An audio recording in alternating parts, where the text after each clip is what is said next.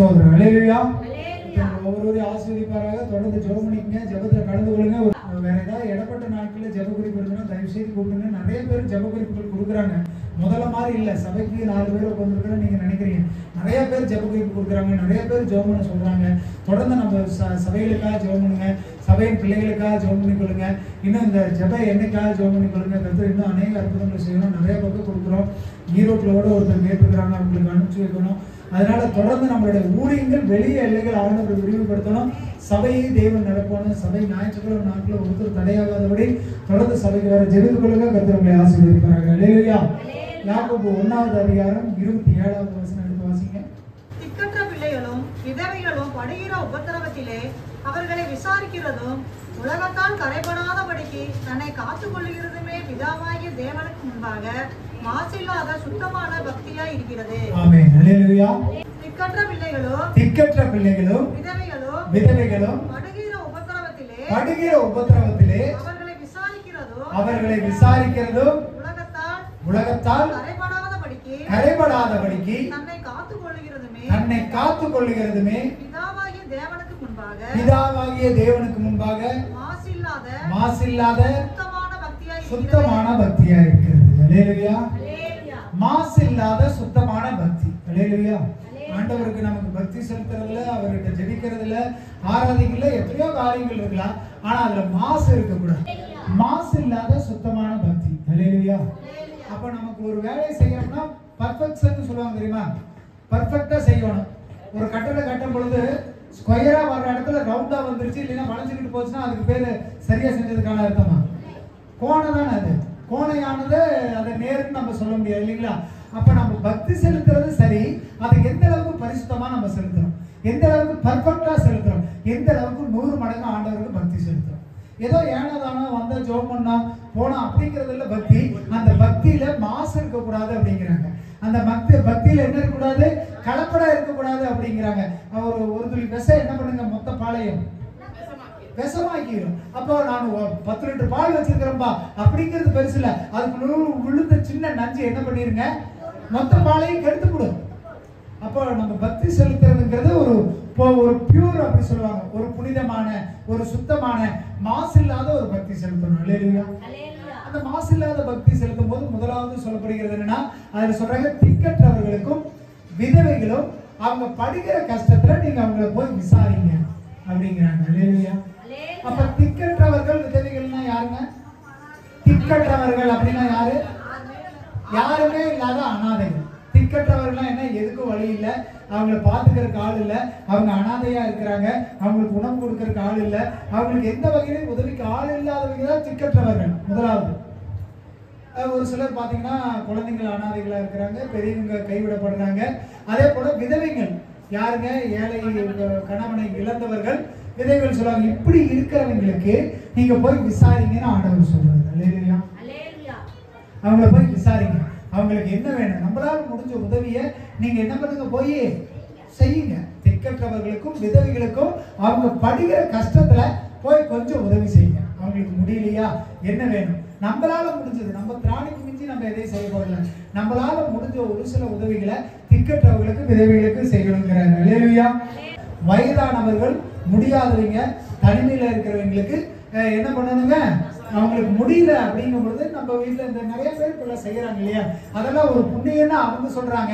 ஆனா ஆண்டவருடைய சமூகத்துல சொல்லும் பொழுது அது ஒரு பக்தின்னு சொல்லப்படுது. அல்லேலூயா.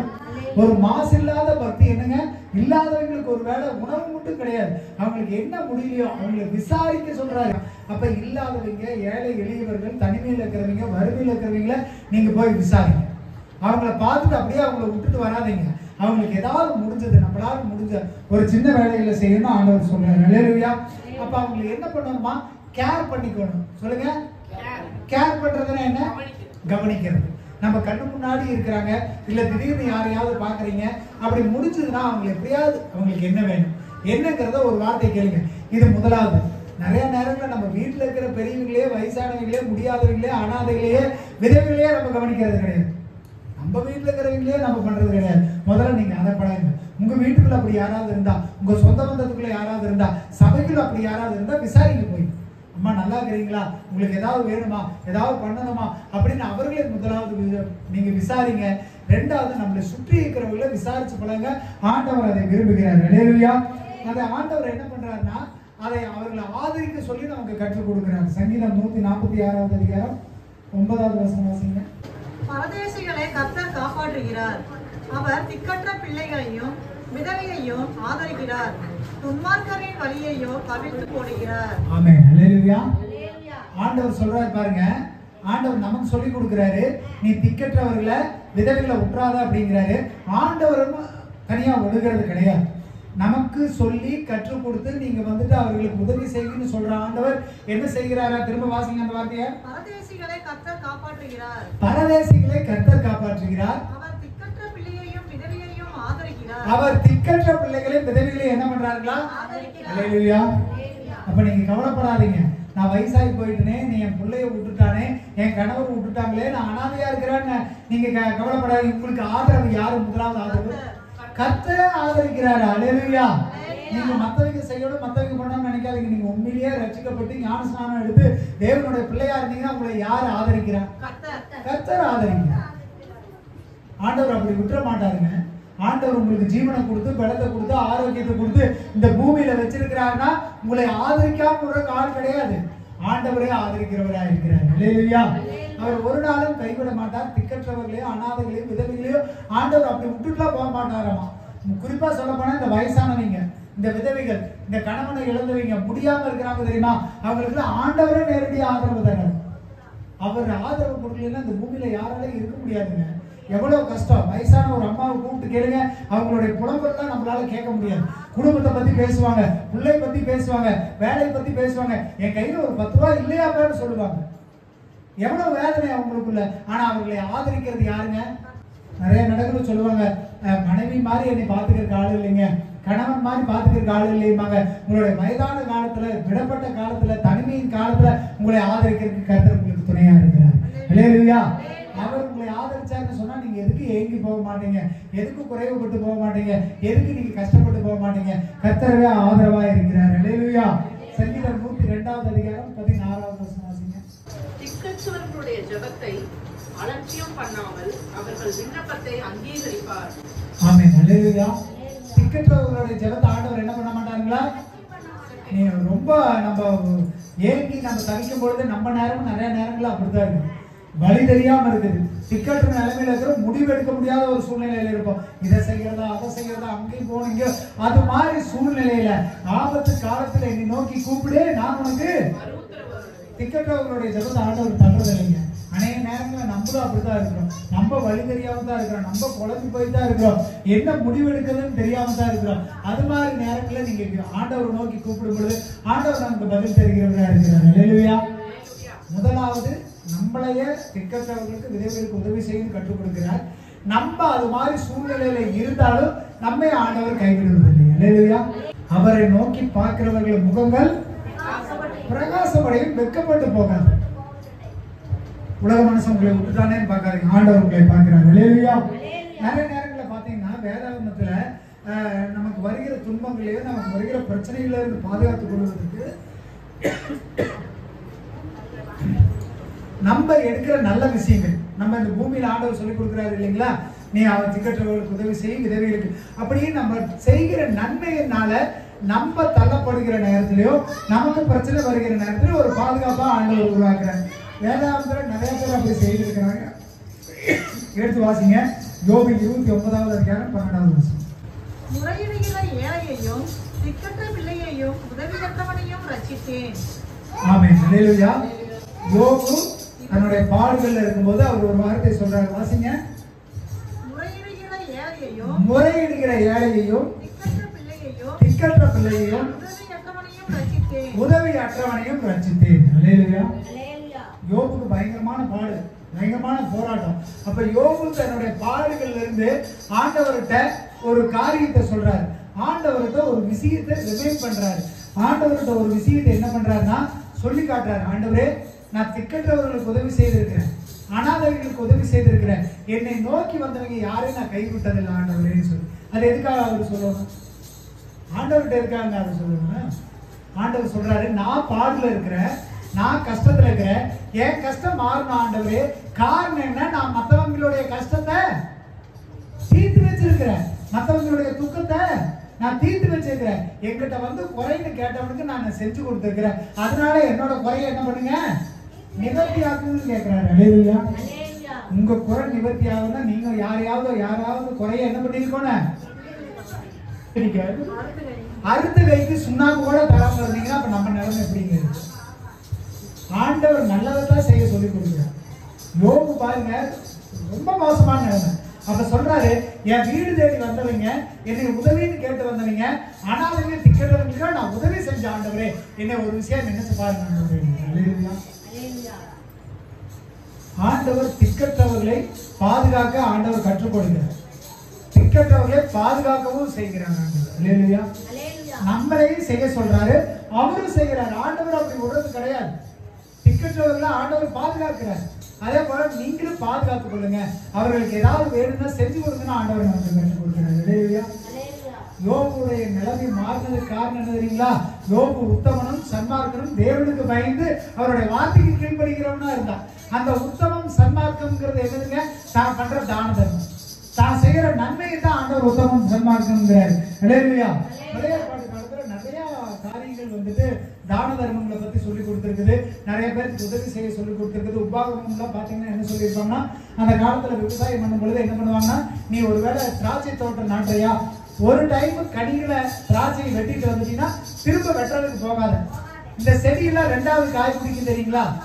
எதை வெட்டினாலும் என்ன பண்ணுங்க, ரெண்டாவது காய் பிடிக்கு, ரெண்டாவது வர்றதை நீ எடுக்காத. அதை யாரு கூப்பிட்டு? ஏழைக்கும் திக்கற்றவர்களுக்கும் விதவிகளுக்கும் இல்லாதவங்களுக்கு கூப்பிடு.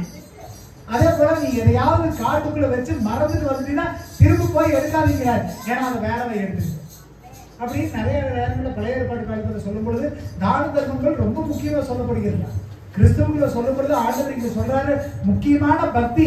நீ இயேசுவை வழிபடுற, நீ பக்தியா இருக்கிறீங்கன்னா அதுக்கு முதல் விஷயமே என்ன? இல்லாதவங்களுக்கு உதவி செய்யும். நீ இறுக்கி முடிச்சுட்டு உங்க வீட்டு கதவை அழைச்சிட்டு தான் உண்டு, தான் வயிறு உண்டு, நான் உண்டு போதுன்னு எதுக்கு நடக்கிற பிரச்சனைகளை பார்க்காம எதுக்கு ஒருத்தர் கஷ்டப்படும் பொழுது கண்ணை மூடிட்டு போனீங்கன்னா உங்களுடைய நிலைமை பரிதாபமா தான். மனுஷனுக்கு கஷ்டம் வராம போகும்னா மற்றவங்களுக்கு வர்ற கஷ்டம் நமக்கு வர்றதுக்கு எவ்வளவு நேரம் ஆகும்? அப்படிதான் வந்தது. யோபுக்கு வந்தது, எசேக்கியாவுக்கு வந்தது. ராஜாக்கள் 20வது அதிகாரம் 3வது வசனம் எடுத்து வாசிங்க. கர்த்தாவே, நான் உமக்கு முன்பாக உண்மையும் மன உத்தமமாய் நடந்தேன், உமது பார்வைக்கு நலமானதையே செய்தேன் என்பதை நினைத்தருளும் என்று விண்ணப்பம் பண்ணினார். ஆமென். அல்லேலூயா. எசேக்கியா வியாதிப்பட்டாச்சு, நீ செத்துருவேன்னு சொல்லிட்டாங்க. இப்ப அந்த எசேக்கியா ஆண்டவர்கிட்ட பார்த்து சொல்றாரு, கடவுளே நான் உங்களுக்கு உண்மையா நடந்தேன், உத்தமமா நடந்த அப்படிங்கறத நீங்க கொஞ்சம் நினைச்சு பாருங்க. நம்மளால சொல்ல முடியுமா? எத்தனை பேர்த்தால சொல்ல முடியும்? நமக்கு பிரச்சனை வரும்போது கடவுளே நான் உண்மையா நடந்துக்கிட்டேன், உத்தமமா நடந்துக்கிட்டேன், என்னை காப்பாத்துங்கன்னு சொல்ற அளவுக்கு இருந்தா நம்ம கட்டாயம் பாதுகாக்கப்படுவோம். எசேக்கியா ராஜாவுக்கு என்ன நடந்துங்க? 5வது வசனம் 6வது வசனம் வாசிங்க. நீ திரும்பி போய் என் ஜனத்தின் அதிபதியாக எசேக்கியாவை நோக்கி, உன் தகப்பனாகிய தாவீதின் தேவனாய் இருக்கிற கர்த்தர் சொல்லுகிறது என்னவென்றால், உன் விண்ணப்பத்தை கேட்டேன், உன் கண்ணீரை கண்டேன், இதோ நான் உன்னை குணமாக்குவேன். 3ஆம் நாளிலே நீ கர்த்தருடைய ஆலயத்துக்கு போவாய், உன் நாட்களோட 15 வருஷங்களை கூட்டுவேன், உன்னையும் இந்த நகரத்தையும் அசீரியா ராஜாவின் கைக்கு தப்புவித்தேன். ஆமென். போதுங்க. அல்லேலூயா. அவர் சொன்ன ஒரே வார்த்தை, ஆண்டவரே முன்னாடி நான் உண்மையா நடந்துக்கிட்டேன், உத்தமமா நடந்துக்கிட்டேன்னு சொன்ன அந்த வார்த்தை அது உண்மையா இருந்துச்சு இல்லைங்களா? வாயை திறந்து நம்ம சும்மா சொல்ல முடியுமா? ஆண்டவரே நான் அதை பண்ண ஆண்டவரே, இதை பண்ண ஆண்டவரே, எனக்கு சுகத்தை கொடுங்க ஆண்டவரே நம்மளால கேட்க முடியாது. உண்மையிலேயே நீங்க நன்மை செஞ்சிருந்தீங்கன்னா, உண்மையிலேயே நீங்க வந்துட்டு நல்லது செஞ்சிருந்தீங்கன்னா, உங்க மேல தப்பு இல்லைன்னா கடவுளை நோக்கி சொல்லும் பொழுது அவருக்கு 15 வருஷம் ஆயுஷ் நாட்களை கூட்டி கொடுத்துட்டாங்க. அப்ப நீங்க ஆபத்து நேரத்துல, கஷ்டப்படுற நேரத்துல நீங்க ஆண்டவரை நோக்கி மன்றாடுங்க. ஆண்டவர்கிட்ட சொல்லுங்க, ஆண்டவரே நான் ஏதோ என்னால முடிஞ்ச உண்மையை செஞ்சிருக்கிறேன் ஆண்டவரே.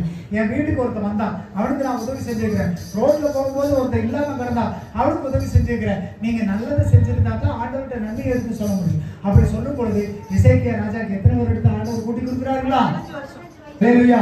அந்த யாக்கோபு 1வது அதிகாரம் 27வது வசனத்தை திரும்ப வாசிங்க. திக்கற்ற பிள்ளைகளும் விதவைகளும் படுகிற உபத்திரவத்திலே அவர்கள் விசாரிக்கிறதும், உலகத்தால் கரைபடாத படிக்க தன்னை காத்துக் கொள்கிறதுமே பிதாவாகிய தேவனுக்கு முன்பாக மாசில்லாத சுத்தமான பக்தியா இருக்கிறது. சோதரர் 2வதா சொல்லப்படுகிறது என்னங்க? உலகத்தால உங்களை நீங்க என்ன பண்ணிக்கொள்ளாதீங்க, கரைப்படுத்திக் கொள்ளாத வாழ்க்கை. அல்லேலூயா. கரைனா என்னங்க? கரைனா அழுக்கு இல்லையா? ஒரு சில அழுக்கு துவைச்சா என்ன ஆயிடும், ஒரு சில அழுக்கு என்ன ஆகாதுங்க, அதை கசக்கி தூக்கி தான் போடும். அப்போ உங்களுக்குள்ள இருக்கிற கரை எப்படி இருக்குது, அதை கரையை சுத்தப்படுத்தி நீங்க துவைச்சு திரும்ப அந்த கரையை சரி செஞ்சக்கூடிய நிலைமையில இருக்கிறீங்களா, இல்ல அது சுத்தமா ஆகாத நிலைமையில இருக்கிறீங்களா? உலகத்துல நிறைய பிரச்சனைகள் வருங்க. எந்த நேரத்திலையும் நமக்கு வந்துட்டு என்ன ஆகுங்க, திடீர்னு நம்ம தப்புக்குள்ள விழுகிறதுக்கு சான்ஸ் ஏற்படும், திடீர்னு நம்மளை கரைப்படுத்திக்கிறதுக்கு சான்ஸ் ஏற்படும். ஆனா அந்த கரையில இருந்து உன்னை தப்பிச்சு கொள்ளுன்னு ஆண்டவர் சொல்றாரு. அல்லேலூயா. அப்ப நமக்கு மற்ற உலகத்தால நமக்கு என்ன வரக்கூடாதுங்க, கரை அழுக்கு தவறு நம்மளை வந்துட்டு எதை நம்ம வாழ்க்கைய ஆவிக்குரிய வாழ்க்கைய கலக்கம் பண்ணிடக்கூடாது, ஆவிக்குரிய வாழ்க்கையில ஒரு தப்பு ஏற்படுத்தக்கூடாதுன்னு ஆண்டவர் சொல்றாரு. யாக்கோபு 3வது அதிகாரம் 6வது வசனம். பாவம் நெருப்புதான், அது அநீதி நிறைந்த உலகம். நம்முடைய அவயவங்களில் நாமானது முழு சரீரத்தையும் கரைப்படுத்தி ஆயுள் சக்கரத்தை கொளுத்தி விடுகிறதாயும் நரக அக்கினியினால் கொளுத்தப்படுகிறதாயும் இருக்கிறது. ஆமென். அல்லேலூயா. அப்ப கரைக்கிறது ஒரு அழுக்கு நம்மளை எப்படினாலும் மாற்றிடுங்க. இப்போ ஒரு வெள்ளை சட்டை போட்டிருக்கிறேன்னு வைங்க, இந்த இடத்துல ஒரு கருப்பு கரை இருந்தா என்ன பண்ணுங்க தெளிவா தெரியும், அது உருத்து ஒரு அசிங்கமா இருக்கும், பாக்குறதுக்கு நல்லா இருக்காது. பாக்குறவங்களா என்ன சொல்லுவாங்க, என்னங்க கரையா இருக்காது, போய் மாத்துங்க.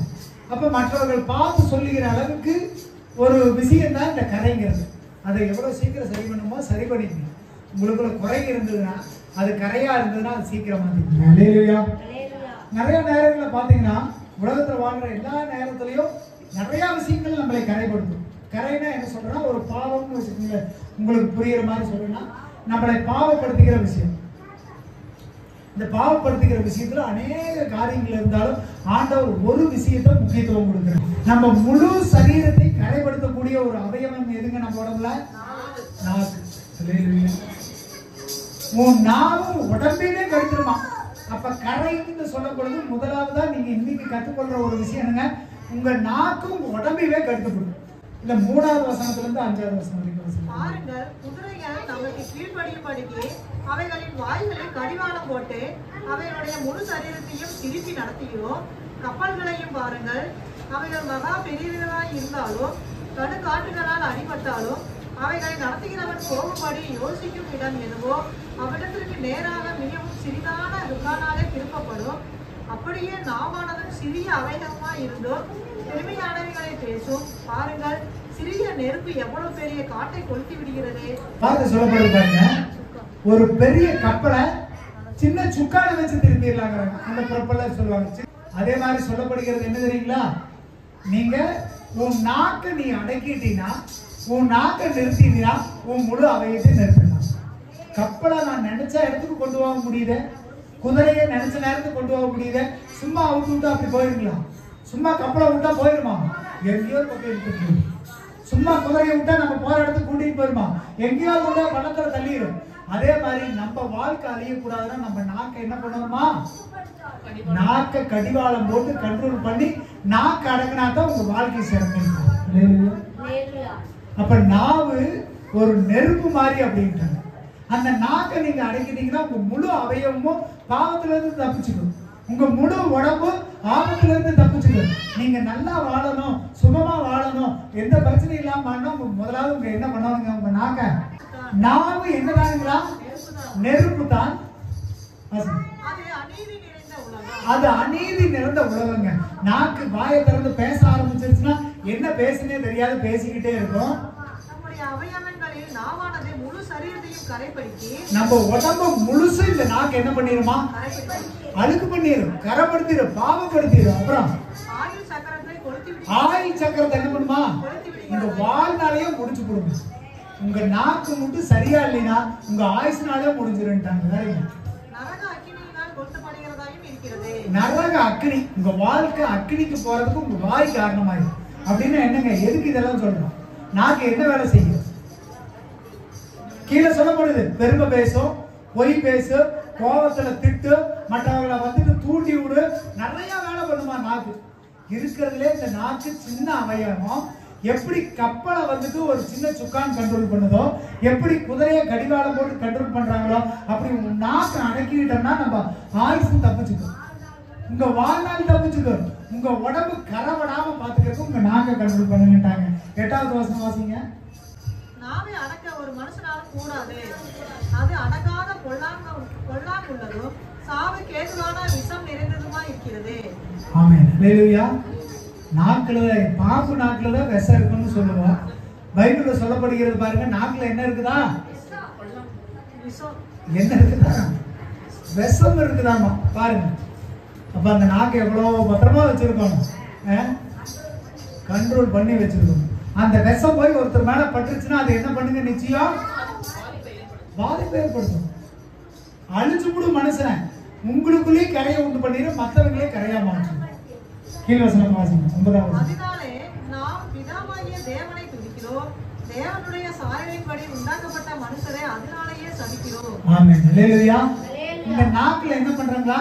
கடவுளை பார்த்து கடவுளே நீங்க நல்லவங்க, நீங்க நல்லவர், வல்லவர்னு சொல்றீங்க. ஆனா அதே நாக்குல நீங்க என்ன பண்றீங்களா? மத்தவங்கள சபிக்கிறோமா? மத்தவங்கள அட நாசமா போட, நீ நல்லா இருக்க மாட்டடா, நீ ஏன்டா இப்படி பண்ற, நீ நான் விலகாம போயிடுடா. கடவுளையும் நீ துதிக்கிற ஒரு நாக்குல நீ மத்தவனையும் திட்டுறியா? அது எப்படி நடக்குது? ஏதோ ஒண்ணுதானே செய்யணும், ஏதோ ஒன்னதானே செய்ய முடியும். கீழே வாசிங்க. 10வது வசனம். துதித்தலும் சபித்தலும் ஒரே வாயிலிருந்து புறப்படுகிறது. என் சகோதரரே, இப்படி இருத்தல் ஆகாது. ஒரே ஊற்றுக்கண்ணிலிருந்து தித்திக்கும் கசப்பான தண்ணீர் சுரக்குமா? என் சகோதரரே. சோதரா. ஹல்லேலூயா. இந்த இடத்துல சொல்றாங்க, ஒரு நல்ல தண்ணி ஊத்துக்குள்ள சப்ப தண்ணியோ இல்ல உப்பு தண்ணியோ வருமா? ஒரே ஊத்துல கசப்பு நல்லது வருமா அப்படின்னு கேட்கணும். அப்ப எப்படி நம்ம நாக்குல இருந்து மட்டும் ஒருத்தரை பார்த்தா புடிச்ச மாதிரி நல்லா பேசுறோம், ஒருத்தரை பார்த்தா பொறாமையா பேசுறோம், ஒருத்தரை பார்த்தா திட்டி பேசுறோம், ஒருத்தரை பார்த்தா வந்துட்டு சபிக்கிறோம், ஒருத்தரை பார்த்தா கொஞ்சிக்கிறோம், ஒருத்தரை பார்த்தா குலாவிக்கிறோம், ஒருத்தரை பார்த்தா எப்படியோ போய் தொலைறாங்க. எப்படிங்க முடியுது? கடவுளுக்கே சந்தேகம். கடவுள் தான் உங்களை படைச்சாரு, கடவுளுக்கே ஒரு சந்தேகம் வருது. எப்படிலாம் நீ பேசுற? நல்லதையும் பேசுற, கெட்டதையும் பேசுற. ஒரே ஊற்றுல இருந்து நல்ல தண்ணியும் கெட்ட தண்ணியும் வருமா? இது நடக்குமா? பூமியில எங்கேயாவது நடக்குமா? அப்புறம் நம்ம வாழ்க்கையில மட்டும் நடக்குது? உங்க நாக்கு உங்க உடம்பையே கரப்படுத்திடுமா? உங்களை பாவம் பண்ண செஞ்சிருமா? உங்க ஆயுச அழிச்சிருமா? ஒருத்தர் விஷமா கக்கி அவனை அழிச்சு போடுவீங்க. கிறிஸ்தவர்களாகிறவங்க நீங்க தெரிஞ்சுக்கங்க, உண்மையான பக்தி கடவுளை வேண்டுறது எது தெரியுங்களா? சும்மா வந்து உள்ள உட்காந்து முடங்கால் படிக்கிட்டு ஜெபிக்கிறது கிடையாது. உங்க வாயை பாதுகாத்துக்கணும். உங்க நாக்குனால கரப்படுத்திக்காதீங்க. உங்க நாக்குல பேசுற வார்த்தையினால நீங்க உங்களை நீங்க கெட்டனா மாத்திக்காதீங்க அப்படிங்கிறாங்க. 13வது வசனம் வாசிங்க. உங்களில் ஞானியும் விவேகியுமாய் இருக்கிறவன் எவனோ அவன் ஞானத்திற்குரிய சாந்தத்தோட தன் கிரியைகளை நல்ல நடக்கையினாலே காண்பிக்க கடவன். ஆமென். ஹல்லேலூயா. அப்ப நீ ஞானியா இருந்தீனா, நல்லவனா இருந்தீனா, நல்ல நடக்கையில காட்டுங்க. சொல்லுவாங்க இல்லைங்களா உலகத்துல, நீ நல்லவனா நடந்து காட்டுறான், வாயில பேசிக்கிட்டே இருக்காங்க. முதல்ல நீ என்ன பண்ண? செஞ்சு காட்டு. நம்ம நல்லவனா நடந்தா தான் நம்மளை பார்க்க 4 பேர் நல்லவனா நடப்பாங்க. நான் கடவுளை கும்பிடுறேன், இயேசுவை கும்பிடுறேன், பக்தியா இருக்கிறேன், உண்மையா இருக்கிறேன்னு சொல்லிட்டு நம்ம வழியே தாறுமாறா இருந்துன்னா பாக்குறதுக்கு என்ன பண்ணுவாங்க? நம்ம பேசுற வார்த்தை எப்படி இருங்க? கவனிச்சு பேசுங்க. முதலாவது கடவுளுக்கு செலுத்த வேண்டிய மாசு இல்லாத பக்தி, அழுக்கில்லாத பக்தி, உண்மையான பக்தினா முதலாவது பார்த்தது என்னங்க? திக்கற்றவங்களுக்கோ விதவைகளுக்கோ அனாதைகளுக்கோ உதவி செய்யுங்க. உதவி செய்வது பக்தியில முதல் ரகம். 2வது, உன் நாக்கு அடக்குங்க. தவறான வார்த்தைகள் பேசாதீங்க, தவறான விஷயங்களை செய்யாதீங்க. நல்லதை பேசுங்க, நல்லதை செய்யுங்க தான் கடவுள் சொல்றாரு. ஹல்லேலூயா. அப்ப முதலாவது ஒரு பக்தி செலுத்தணும் அப்படின்னா நம்ம உடம்பை என்ன பண்ணிக்கூடாதுங்களா? உலகத்தால கரைப்படுத்திக்க கூடாது, மாசுபடுத்திக்க கூடாது, உங்களை நீங்க பாவத்துக்கு உட்படுத்திக்க கூடாது. அதுக்கு ஒரு உதாரணத்துக்கு கடவுள் சொல்றது என்ன சொல்றாருங்க? உங்க நாவை அடக்கிக் கொள்ளுங்க, உங்க நாவை பாதுகாத்துக் கொள்ளுங்க. தவறான பாதிக்கு உங்க பேசி பிரச்சனைகளை உண்டு பண்ணாங்க. ஒரு சாதாரண ஒரு பேச்சு பெரிய ஒரு காரியத்தை கொண்டு வந்து, அப்ப இந்த நாவை அடக்கிறது அப்படிங்கும் பொழுது இந்த பிரச்சனை வருது அப்படின்னு சொல்லும்போது நாவின் வார்த்தைகள்லாம் என்னென்ன செய்யுங்க? முதலாவது நமக்கு தெரிஞ்சு கோபத்துலதான் அநேக தப்புகள் செய்யலாம். கோபம் வந்துருச்சுன்னா என்ன பண்றீங்க? என்ன பேசுறேன்னே தெரியாது, எதை வேணாலும் பேசிடுவோம், என்ன வேணா பேசிடுவோம் முதலாவது. 2வது குறை சொல்றது. மற்றவனை என்ன பண்றதுங்க? நேரடியா நீ பண்றது அது சரியில்லை இது சரியில்லை, அது குடும்பத்துக்குள்ளேயா இருக்கட்டும், வெளியவா இருக்கட்டும், வேலை செய்யற இடத்துலயா இருக்கட்டும், ஏதோ ஒரு இடத்துல குறை சொல்றோம். மூணாவது, வெளியவும் சொல்றது இல்ல, நம்மளும் பேசுறது இல்ல, மனசுக்குள்ளேயே பேசுறது. நாசமா போனோம் அப்படி பண்ணிட்டாங்க, என்ன பண்றதுங்க, புலம்புறது, முனவிக்கிட்டே இருக்கிறது. அதனால மற்றவனுக்கு தெரியாது நீங்க முனவரைங்கன்னு. நான் ஸ்டீவன் பத்தி நான் திட்டிக்கிட்டே இருந்தேன்னா ஸ்டீவன் எனக்கு தெரியுமா, பரவாயில்ல நல்லா அன்பா பேரு, ஆனா நான் உள்ளுக்குள்ள இப்ப திட்டிக்கிட்டு தான் இருக்கேன். அதுவும் பாவம் தான், அதுவும் பாவம் தான், உங்களை கரைப்படுத்த தான் செய்யும். அல்லேலூயா. அப்ப கரைப்படுத்திக்காதீங்க. நீங்க ஒண்ணும் உங்க மனசுக்குள்ள பேசிக்கிட்டு இருக்காதீங்க, இல்ல குறை சொல்லாதீங்க. நேரடியா கோபத்துல எந்த வார்த்தைகளையும் விட்டுறாதீங்க. திருக்குறள்ல சொல்ல இல்லைங்களா, தீயினால் சுட்டப்படும் உள்ளாரும் மாறாதே நாவினால் சுட்டப்படும். நீங்க வாய் தவறி ஒருத்தர் பேசிட்டீங்கன்னா அந்த வடு மாறவே மாறாது. என்னைக்கு நாள் நீங்க இப்படி சொல்லிட்டீங்களாடா, சொந்த பந்தத்துக்குள்ள ஏன் சண்டை வருது, சொந்த பந்தத்துக்குள்ள ஏன் பிரச்சனை வருதுன்னா இதுதான் காரணம். அன்னைக்கு எல்லாருக்கும் முன்னாடி என்னை பேசிட்டீங்க. உங்களுடைய நாவை அடக்குங்கள். அல்லேலூயா. யாக்கோபு 1வது அதிகாரம் 20வது வசனம் வாசிங்க. மனுஷனுடைய கோபம் தேவனுடைய நீதியை நடப்பிக்க மாட்டாதே. அல்லேலூயா. மனுஷனுடைய கோபம் கடவுளுடைய விருப்பத்தை என்ன பண்ணாதுங்க, எந்த காலத்திலையும் கடவுளுடைய தேவையை மனுஷனுடைய கோபம் செய்யாது. அப்ப என்னங்க பிரயோஜனம் இல்லாத கோபம் எதுக்கு, பிரயோஜனம் இல்லாத சண்டை எதுக்கு? குடும்பத்துக்குள்ள பாருங்க, தேவையில்லாத பேச்சுவாங்க, தேவையில்லாத சண்டை, தேவையில்லாத கோபதாபங்கள் எதுக்கு? அது அதெல்லாம் தூக்கி போடுங்கிறார் கடவுள். பிரயோஜனம் இல்லாத கடவுளுடைய நீதியை செய்யாத கோபம் உனக்கு எதுக்கு? கோபம் வந்துருச்சுன்னா நல்லது செய்ய முடியுமா? மூர்க்க கோபம் நிறைய பைபிள்ல சொல்லப்படுகிறது. என்ன தெரியுங்களா, முன்கோபம் சொல்லப்படுகிறது, மூர்க்க கோபம் சொல்லப்படுகிறது, அடங்காத கோபம், இப்படி நிறைய கோபத்தை நீதிமொழிகள்ல சொல்றாங்க. இந்த கோபம்லாம் வந்துருச்சுன்னா ஒருத்தர் கோபக்காரன, ரொம்ப மூர்க்க கோபம், அடக்கவே முடியாத கோபக்காரன ஒரு டைம் நீங்க தப்பிச்சு விட்டாலும் திரும்ப அவனை தப்பிக்க வைக்க முடியாது, திரும்ப அவன் அதுல தான் போய் சிக்குவானாமா. உட்கோபி மதியீனத்தை செய்யறானாமா. என்ன பண்ணுவானா, முட்டாள என்ன பண்ணுவான், திடீர்னு போய் ஒரு பெரிய தப்பு செஞ்சுட்டு போயிடும். அப்ப தேவையில்லாத கோபங்களை நீங்க என்ன பண்ணாதீங்க, கையில அந்த கோபம் தான் உங்க வாயை கண்ட்ரோல்ல இழக்க பண்ணுது. நீங்க தவறான வார்த்தை பேசுறதுக்கு செய்து அதுதான் மிகப்பெரிய பாவத்துக்குள்ள உங்களை கொண்டு போய் விடுங்க. அல்லேலூயா. அப்ப பாவத்திற்கு காரணம் ஒருபடி என்ன தெரியுங்களா, கோபம். இந்த கோபம் வந்துருச்சுன்னா நீங்க பாவம் செஞ்சிருங்க. தன்னை போல உங்க வாய் தவறானதை பேசிடு, தன்னை போல சண்டை வந்துடும், குடும்பத்துக்குள்ள தேவையில்லாத பிரச்சனை வருது, தேவையில்லாத என்ன மூர்க்கம் வருது, சண்டை வருதுன்னா காரணம் என்ன தெரியுங்களா, நீங்க நாக்கு அடக்கலைன்னு அர்த்தம். ரொம்ப சிரமங்க. நீங்க வந்துட்டு குடும்பத்துக்குள்ள வெளியே எல்லா இடங்கள்லயும் நீங்க பேசுற வார்த்தை தெளிவில்லைன்னு வச்சுக்கீங்களேன், நீங்க பாவத்துக்கு நீங்க தப்பு பண்ணிட்டீங்கன்னா அது அவங்களை மட்டும் பாதிக்குதா, உங்களையும் பாதிக்குதா இல்லையா? அந்த பாவம் கரை உங்களை கரைப்படுத்தும். அல்லேலூயா. நீதிமொழிகள் 12வது அதிகாரம் 16வது வசனம் வாசிங்க. கோபம் சீக்கிரத்தில் வெளிப்படும், லட்சியை மூடுகிறவனோ விவேகி. மூடனுடைய கோபம் எப்படி வெளிப்படுமா, சீக்கிரம் தொட்டனே அவன் தப்புனே எதையாவது செஞ்சு போடுவான். முட்டாள என்ன பண்ணுவான்னா செஞ்ச தப்பை எப்படி சரி செய்யறதுன்னு பார்ப்பான். முட்டாள என்ன பண்ணுவான், செஞ்ச தப்பை, ஒரு தப்பு நடந்துருச்சுன்னா அந்த செஞ்ச தப்பை எப்படி சரி பண்றதுன்னு பார்ப்பான். அறிவாளி என்ன தெரியுமா பண்ணுவான், அந்த தப்பு எப்படி ஏற்படாம பாத்துக்கிறதுன்னு பார்ப்பான். முட்டாள என்ன பண்ணுவான், ஒரு கோபத்துல டப்புன்னு எதையோ ஒன்று செஞ்சுட்டு, என்னடா இப்படி செஞ்சுட்டோமே, என்னடா இப்படி பண்ணிட்டோமே, அவங்க மனசு கஷ்டப்படுமே, இவங்க மனசு கஷ்டப்படுமே, நான் இப்படி செஞ்சுட்டேன், இது எப்படி போய் அவங்கள்ட்ட மன்னிப்பு கேட்கறது, எப்படி போய் நான் இதை செய்யறதுன்னு முட்டாள் செஞ்சதுக்கு அப்புறம் தான் யோசிச்சுட்டு இருப்பான். ஆனா அறிவாளி என்ன பண்ணுவான், இதை செய்யக்கூடாது, இதை செஞ்சா இந்த பிரச்சனை வரும், இப்படி நடக்கும், இதை செய்யக்கூடாதுன்னு அறிவாளி அந்த தப்பு நடக்கிறதுக்கு முன்னாடியே தவிர்த்துருவான். மூடனுடைய கோபம் சீக்கிரம் வெளிப்படுமா. கோபப்படுறதுனால தேவ நீதியை என்ன பண்ண முடியாதுங்க.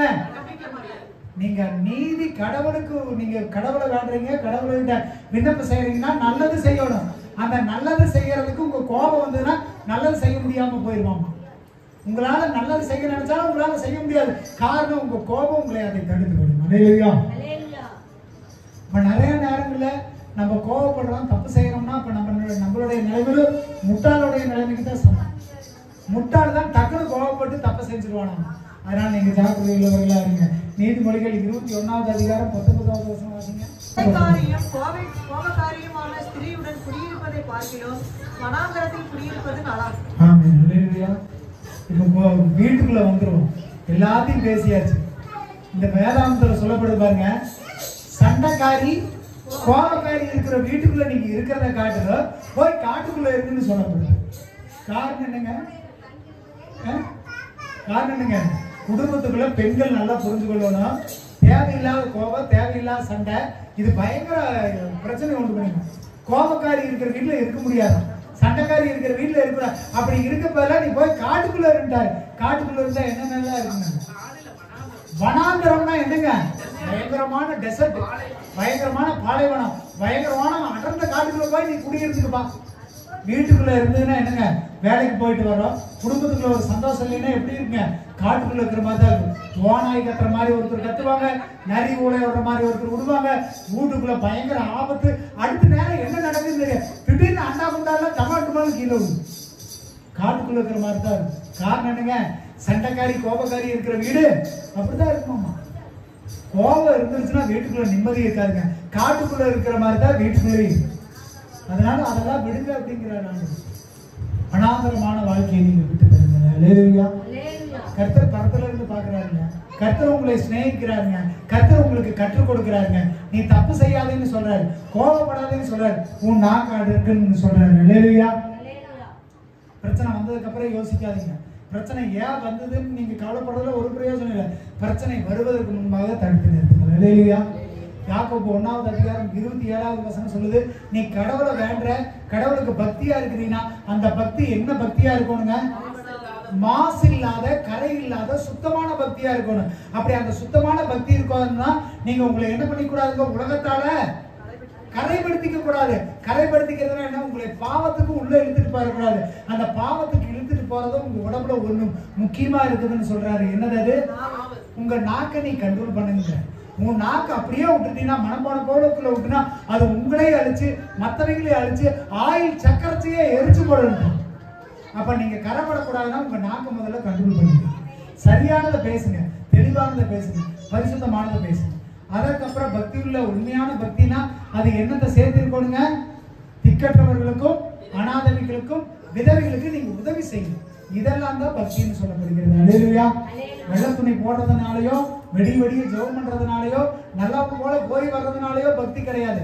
அந்த பக்தி மற்றவர்களுக்கு உதவக்கூடியதா இருக்கணும். நீங்க மற்றவர்களால உங்களை கரைப்படுத்திக் கொள்ளாத ஒரு பக்தியா இருக்கணும். அல்லேலூயா. அப்ப இந்த வாரத்துல நீங்க கத்துக்கிறது என்னங்க? உங்க நாக்க என்ன பண்ணணும்?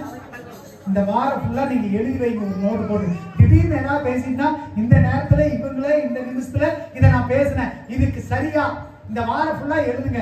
எவ்வளவு நல்லது பேசிக்கிறீங்க, எத்தனை கெட்டது பேசிக்கிறீங்க, இதுல எத்தனை நாள நீங்க பாதிக்கப்பட்டிருக்கிறீங்க, எத்தனை நாள மற்றவங்க பாதிக்கப்பட்டிருக்கிறாங்க. அப்படி கரை உளுந்துருச்சுன்னா உங்களுக்கு பக்தி இல்லைன்னு அர்த்தம். நீங்க பக்திமான வேஷத்தை போடாதீங்க, நல்லா நான் கிறிஸ்துவன்னு சொல்லாதீங்க. அப்படி நீங்க எத்தனை பேர்த்த காயப்படுத்தீங்க, எத்தனை பேர் இந்த வாரம் ஃபுல்லா எழுதிட்டு பாருங்க. ஓ பரவாயில்ல, போன வாரத்துக்கு இந்த வாரம் நான் கோபத்துல குறைச்சு வச்சிருக்கிறேன், நான் பேசின வார்த்தைய குறைச்சு வச்சிருக்கிறேன், பரவாயில்லப்பா. இருக்கிற நிலைமையில உங்களை நீங்க இன்னும் பரிசுத்தப்படுத்திக்கிட்டே வாங்க. கடவுள் சொல்லி தராருங்க, கேட்க வேண்டியது நம்ம வேலையா இல்லையா? நல்ல வழி சொல்லும் பொழுது கேட்டுக்கொள்ளணும். இந்த வாரத்தில் உங்க நாக்கு கண்ட்ரோல் பண்ணுங்க. தேவையில்லாம கோவப்பட்டு பேசாதீங்க, மற்றவர்களை காயப்படுத்தாதீங்க.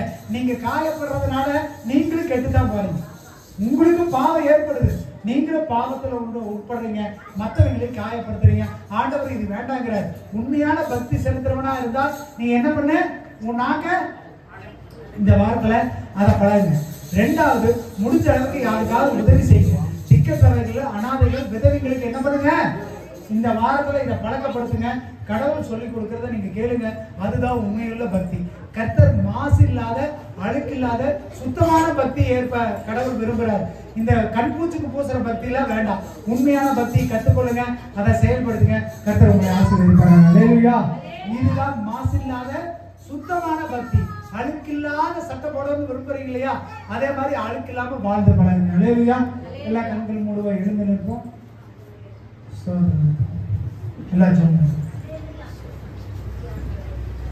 சோதரிக்கிற கர்த்தாவே நடத்துவோம் துதிக்கிறோம். இந்த ஆசீர்வதிக்கப்பட்டதான நல்ல நாளுக்கு நன்றி. கர்த்தர் ஆண்டவரே, நீர் எங்களுக்கு கற்றுக் கொடுத்திருக்கிறேன். மாசு இல்லாத சுத்தமான பக்தி செலுத்த கர்த்தர் எங்களுக்கு கற்றுக் கொடுங்க. எவ்வளவு முடியுமோ மற்றவர்களுக்கு நாங்கள் உதவி செய்ய கர்த்தர் கிருபை பாராட்டுங்க. கர்த்தர் ஆண்டவரே